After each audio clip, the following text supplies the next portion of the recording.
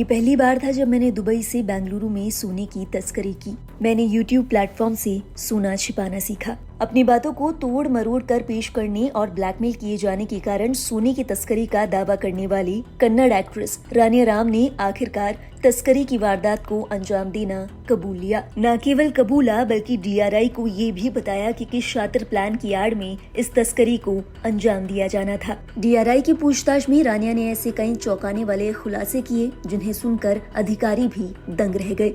DRI की पूछताछ में खुलासा करते हुए रानिया ने कहा, कॉल करने वाले का लिहाज अफ्रीकी अमेरिकी था। उसने मुझे बताया कि वो दुबई में सफेद गाउन में एयरपोर्ट पर मिलेगा। हम दुबई एयरपोर्ट पर टर्मिनल 3 के गेट नंबर A पर मिले। सुरक्षा जांच के बाद उसने मुझे सोने की छड़ी दी। डिलीवरी के तुरंत बाद वो वहाँ से चला गया। वो आदमी करीब 6 फीट लंबा और गोरा था। मैं उससे फिर कभी नहीं मिली और ना ही उसे देखा।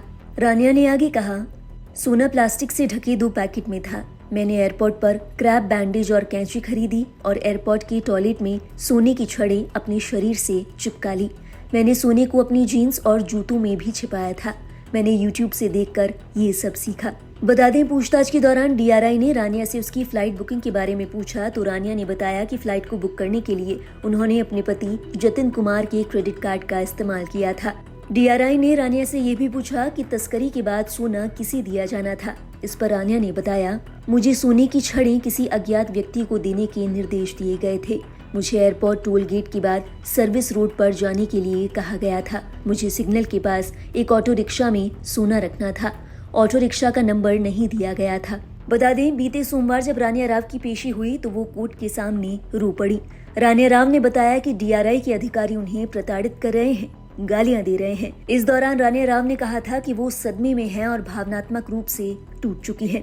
रानिया राव ने बताया कि जब उन्होंने DRI के अधिकारियों के सवालों का जवाब देना बंद कर दिया तो अधिकारियों ने उन्हें प्रताड़ित करना शुरू कर दिया। इस पर DRI की ओर से कोर्ट में कहा गया था कि पूरी पूछताछ की प्रक्रिया को CCTV फुटेज में रिकॉर्ड किया गया है। कोर्ट की ओर से इस रिकॉर्डिंग को पेश करने के लिए भी किया गया था।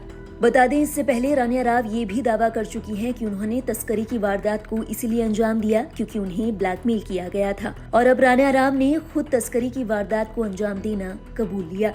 पूछताछ के दौरान रानिया राव ने DRI को शुरू से लेकर आखिर तक का प्लान बताया। गौरतलब है, DGP रैंक के एक वरिष्ठ IPS अधिकारी की सौतेली बेटी रानिया राव को दुबई से तकरीबन 14 करोड़ रुपए के सोने की तस्करी कर भारत लाने के आरोप में बेंगलुरु एयरपोर्ट से गिरफ्तार किया गया था। कोर्ट की ओर से रानिया राव को 24 मार्च तक न्यायिक हिरासत में भेज दिया गया है।